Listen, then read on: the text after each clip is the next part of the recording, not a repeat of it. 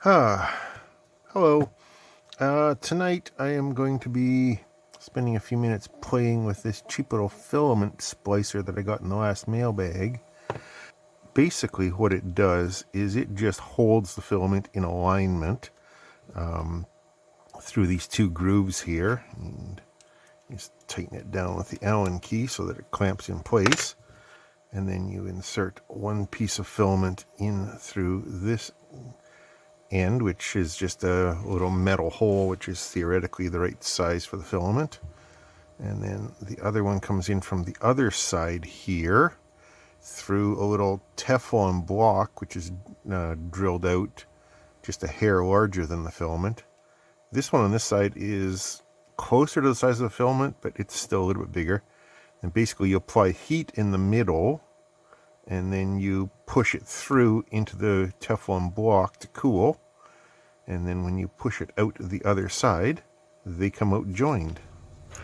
Now the listing that I bought this from suggested that the heat method that it wants you to use is called burn it with fire.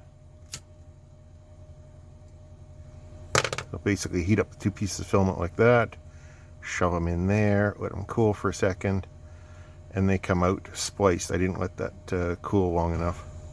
But you'll notice when it comes out the other end that the splice is a little bit thicker than the filament, which is not ideal, because if you're using a really skinny Bowden tube, especially the Capricorn stuff, it will jam up.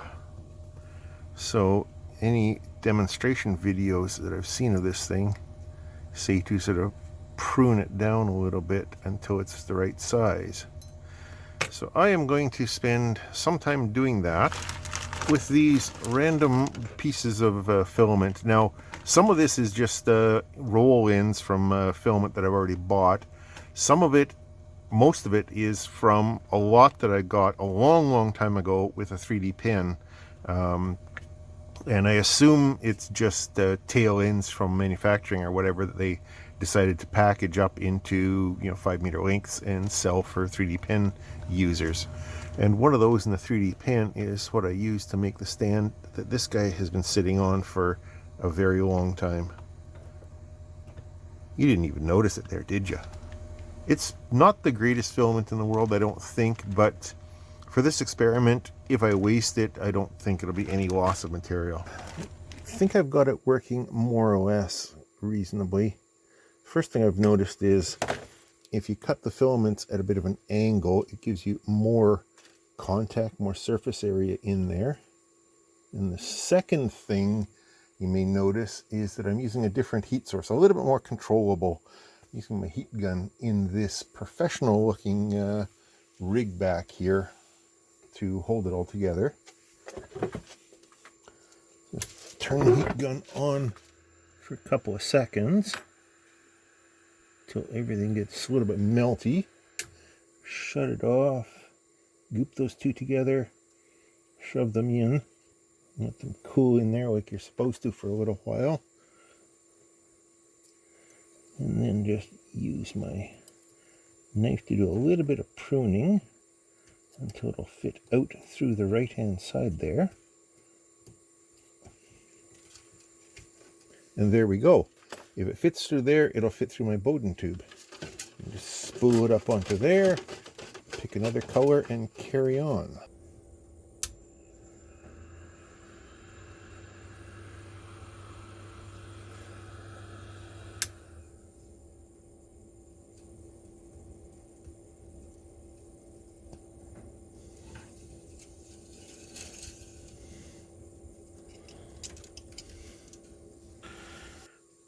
Sometimes it just seems to help to, rather than carving with a knife, just to sort of smooth out the edges a little bit, and then it should fit through. Yeah, it'll fit through there, and if it'll fit through there, as I said, it should fit through the Bowden tube. So now I'll just grab another color and carry on with the same trick over and over again. Alright, I've got this finally put together, so let's see if we can make it print. I hope it will, although I suspect it may jam up on the transitions. There's only one way to find out.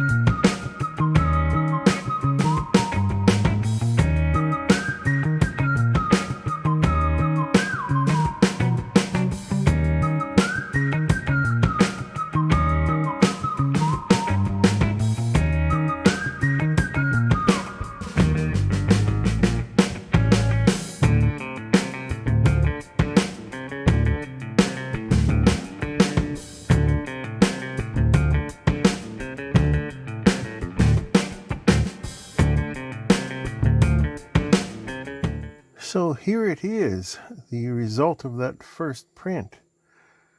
It's pretty good, actually.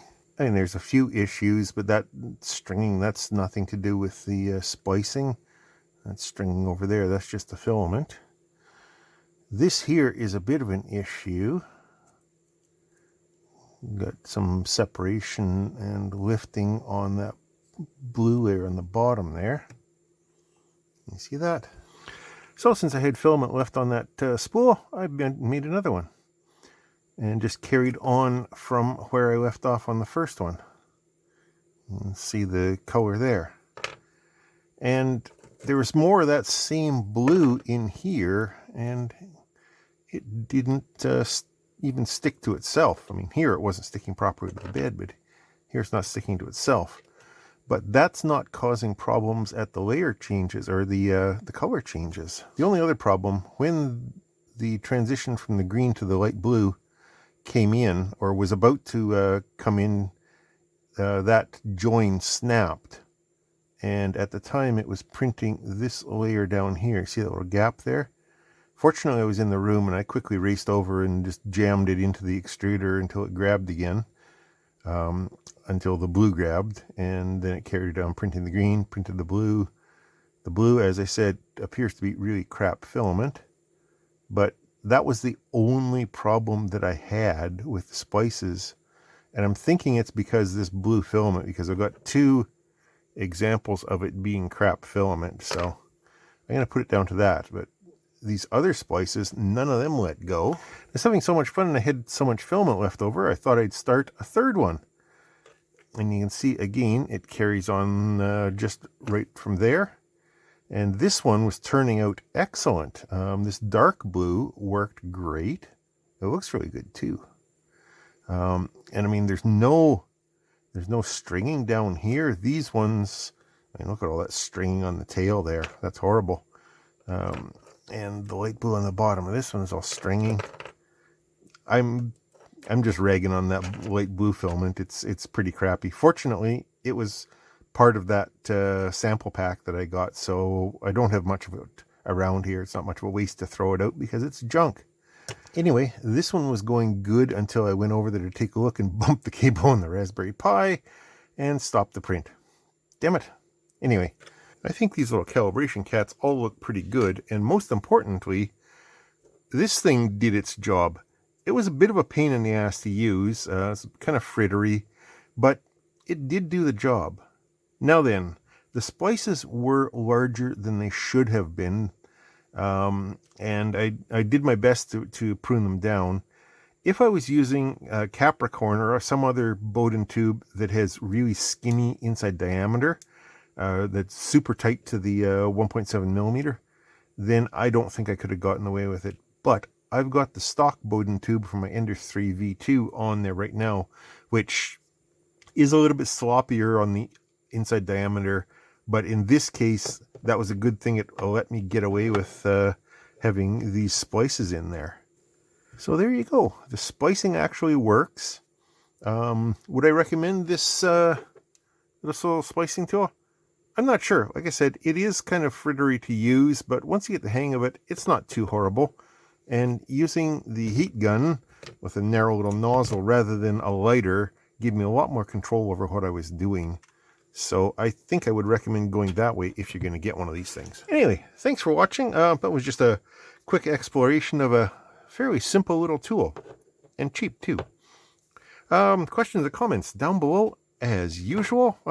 Thanks for watching. I will talk to you later. Oh yeah, somebody's going to ask. This is McClelland's Islay Scotch. No age statement on it. It's just a nice, nice basic, inexpensive single malt. Good stuff.